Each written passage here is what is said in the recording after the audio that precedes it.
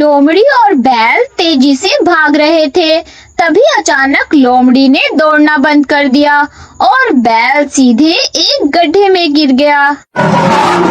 उधर जंगल के सभी पशु पक्षियों ने शेर राजा को घेर लिया। लोमड़ी मौसी, ये कैसा शेर है? हमने पहले कभी ऐसा शेर नहीं देखा। आधा तेंदुआ और आधा शेर। जानवरों को खाते रहेंगे। ये सड़क के कुत्ते और बिल्लियों का भोजन है। मेरा परिवार तंग आ गया है। मैं आपके साथ अधिक समय तक नहीं रह सकती। सरकार, रानी साहबा बिल्कुल सही कह रही हैं। अगर ऐसा ही चलता रहा तो हमारे पेट में कीड़े हो जाएंगे और हम किसी खतरनाक बीमारी का शिकार हो जाएंगे। सरकार, अगर आप आज्ञा करें तो मैं अभी आपके लिए एक ताजा बैल लेकर आती हूँ।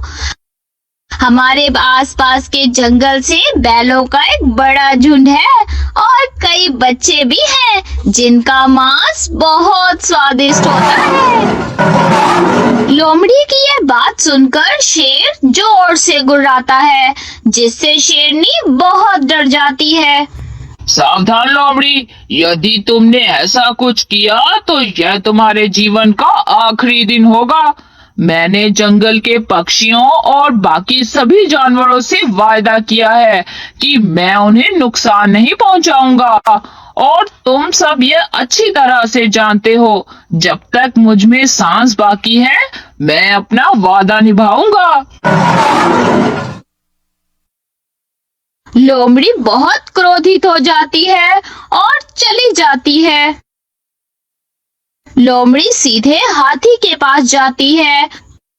क्या बात है लोमड़ी बहन, तुम बहुत चिंतित लग रही हो। तुम्हें अच्छी तरह से पता है कि मैं हर समय शेर खान के साथ रहती हूँ और उसके बारे में सब कुछ जानती हूँ। हाँ लोमड़ी बहन, घुमा फिरा कर बात मत करो, सीधी बात बताओ कि तुम कहना क्या चाहती हो। वो शेर खान मरे हुए जानवरों को खाकर तंग आ गया है। राजा अपने वादे से मुकर गया है। उसने मुझसे एक ताजा बैल लाने को कहा है। नहीं, ऐसा नहीं हो सकता। राजा अपने वादे से मुकर नहीं सकता। हम राजा को अच्छी तरह से जानते हैं। पास में ही खड़ा बैल सब कुछ सुन रहा था। ये चालाक लोमड़ी झूठ बोल रही है। मैं तो राजा के पास मौजूद कुएं से पानी पीकर आया हूँ। राजा ने मुझसे तो कुछ नहीं कहा। कैसा मूर्ख बैल है। राजा सबके सामने तुम्हारा शिकार थोड़े ही करेगा। राजा के पास तो एक गुप्त गुफा है। यदि तुम्हें विश्वास ना हो तो मेरे साथ चलो। तुम्हारी बहन का बच्चा भी वहीं है। बैल को यह सुनना था और वह तुरंत लोमड़ी के साथ जाने के लिए तैयार हो गया। मैं अपने बेटे को कुछ नहीं होने दूंगा। याद रखना लोमड़ी, अगर बैल को कुछ हुआ तो तुम जिम्मेदार होगे। मैं जंगल के बाकी पक्षियों और जानवरों को लेकर तुम्हारे पास आ रहा हूँ। लोमड़ी और बैल तेजी से भाग रहे थे। तभी अचानक लोमड़ी ने दौड़ना बंद कर दिया और बैल सीधे एक गड्ढे में गिर गया। तभी हाथी अपनी आवाज से अपने साथियों को बुलाने लगता है।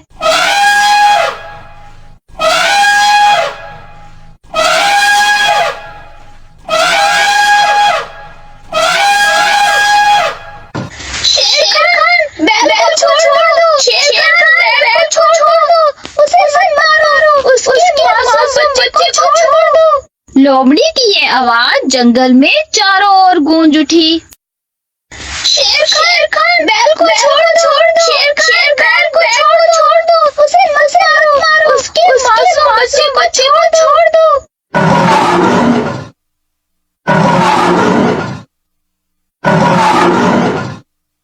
लगता है कोई मुसीबत में है। मुझे जल्दी से उसे बचाना होगा। चिंटू मिंटू बेटा यहीं रुको, मेरा इंतजार करो, कहीं मत जाना, मैं अभी आ रहा हूँ।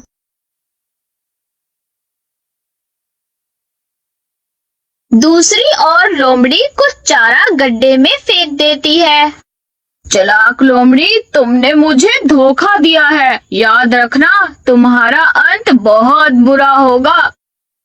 मैंने तुम्हें धोखा नहीं दिया, मुझे नहीं पता था कि यहाँ गड्ढा है। शेर बड़े गुस्से में इसी तरफ आ रहा है। आवाज मत करना, आराम से बैठो। थोड़ी देर बाद मैं तुम्हारे साथियों के साथ यहाँ आऊंगी और तुम्हें गड्ढे से बाहर निकालूंगी। इतना कहकर लोमड़ी वहाँ से चली जाती है और पोखर के ऊपर घास आदि डालकर पोखर को अच्छी तरह से ढक देती है। उधर जंगल के सभी पशु पक्षियों ने शेर राजा को घेर लिया। राजा जी, मुझे बहुत दुख है कि आपने अपना वायदा पूरा नहीं किया। अब आपको यह जंगल छोड़ देना चाहिए, और यदि आप आज और इस समय जंगल नहीं छोड़ते हैं तो हमें इतना कमजोर मत समझना कि हम बदला नहीं लेंगे। शेर अच्छी तरह समझ गया कि धोखेबाज लोमड़ी ने अपनी चाल चल दी है, इसलिए अब कोई भी उसकी बातों पर विश्वास नहीं करेगा। मैं आज ये जंगल छोड़ दूंगा, लेकिन जाने से पहले मैं आपको बता दूं कि एक दिन मैं ये जरूर साबित करूंगा कि मैं ऐसा कुछ भी करने में शामिल नहीं हूँ। इतना कहकर शेर अपने बच्चों की ओर दौड़ता है। दूसरी ओर लोमड़ी चिंटू मिंटू के पास जाती है। छोटे राजा, मेरे साथ आओ, तुम्हारी माँ ने तुम्हें बुलाया है। मौसी, लेकिन माँ खुद क्यों नहीं आई? बेटा, तुम्हें पता है कि तुम्हारे पापा उनसे नाराज हैं। तुम जाओगे तो वो भी जाएंगे। लोमड़ी चिंटू मिंटू को बातों में उलझाकर अपने साथ ले जाती है। मैं शेर के पूरे परिवार को नष्ट कर दूंगी और फिर जंगल में जो भी राजा बनेगा वह चालाक लोमड़ी द्वारा चुना जाएगा। जब शेर राजा घर जाता है तो छोटा राजा चिंटू मिंटू वहाँ नहीं थे। यह देखकर शेर राजा को बहुत गुस्सा आता है। लोमड़ी यह सब अकेले नहीं कर सकती, इसके पीछे जरूर कोई है। बच्चों, बैठ जाओ, मैं तो चल चल कर थक गई हूँ। क्या आप लोगों को सांस नहीं फूला? नहीं मौसी, हम शेर के बच्चे हैं, हमारा सांस इतनी जल्दी नहीं फूलता, जबकि आप रानी लोमड़ी हो। हाँ हाँ, ये तो है, मैं तो एक लोमड़ी हूँ। चलो चलते हैं, आपके मामू थोड़ा आगे हमारा इंतजार कर रहे होंगे। मुझे नहीं पता कि यह चालाक लोमड़ी कहाँ मर गई है। एक बार मैं राजा के बच्चों और शेर खान को किनारे कर दूं, फिर मैं इस जंगल का राजा बन जाऊंगा और सभी जानवर मेरे शिकार होंगे। लो बेटा, जिनका हम इंतजार कर रहे थे वो आ गए। सामने से बाघ को आता देख चिंटू मिंटू बहुत डर जाते हैं। लोमड़ी मौसी, ये कैसा शेर है?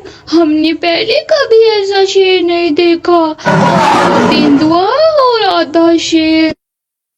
हाँ बेटा, आज से यही हमारे जंगल का शेर होगा और आप इसके पहले शिकार होंगे।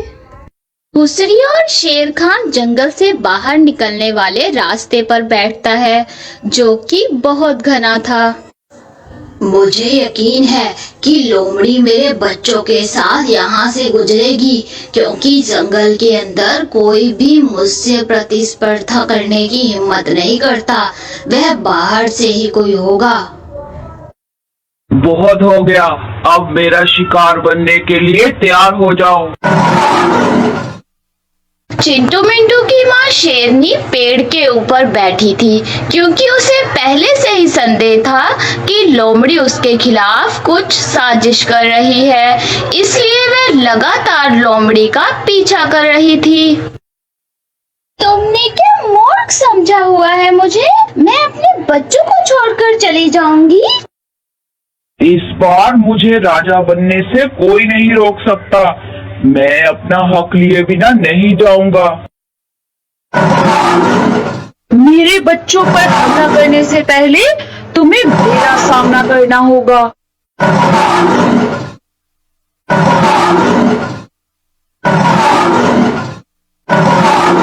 मुझे यहाँ से निकलना होगा, नहीं तो शेरनी मेरा शिकार कर लेगी। जैसे ही लोमड़ी भागने लगती है, चिंटू लोमड़ी को पकड़ लेते हैं। चिंटू लोमड़ी का मांस बहुत स्वादिष्ट होता है। शेर राजा को दूर से आता देखकर बब्बर शेर वहाँ से भाग जाता है। बक्कार लोमड़ी दिखा दी ना अपनी औकात, इसे छोड़ दो। इसका फैसला जंगल के पशु पक्षी करेंगे। फिर वह लोमड़ी को जंगल के सभी पशु पक्षियों के पास ले जाते हैं। शेर राजा लोमड़ी का बिछाया हुआ सारा जाल बताता है कि किस तरह लोमड़ी ने उसे रास्ते से हटाने की कोशिश की। दुष्ट लोमड़ी के जुर्म बहुत बड़े हैं। इसकी वजह से एक मासूम नन्हे बैल की जान गई है। इसको जीने का कोई अधिकार नहीं। हाँ, इसको जीने का कोई अधिकार नहीं।